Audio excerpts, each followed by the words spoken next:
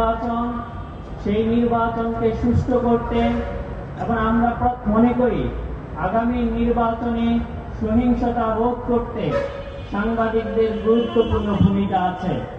সাংবাদিকরা যদি প্রত্যেকটি কেন্দ্রে তাদের চোখ খোলা রাখে তাহলেই সহিংসতা রোধ করা সম্ভব হবে এবং সুষ্ঠু নির্বাচন আয়োজন করা সম্ভব হবে।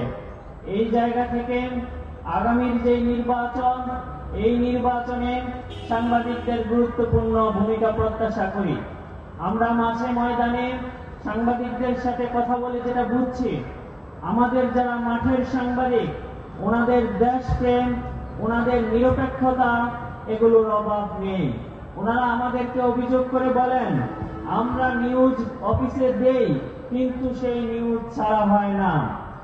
তার মানে মিডিয়া যারা নিয়ন্ত্রণ করছেন, মিডিয়ার যারা মালিক, তারা হচ্ছে একটি পকেটে ঢুকে গেছে। আমরা প্রত্যাশা করব, সেই ফ্যাসিবাদ আমলে আমরা দেখেছি প্রত্যেকটি মিডিয়া কিভাবে ফ্যাসিবাদকে তৈলমর্দন করেছে। এখনো আপনারা সেই জাতীয় চর্চা করছেন। আমরা দেখেছি সম্পাদকদের যে সম্মেলন হয়েছে, সেই সম্মেলনে কিভাবে তৈলমর্দন করা হয়েছে।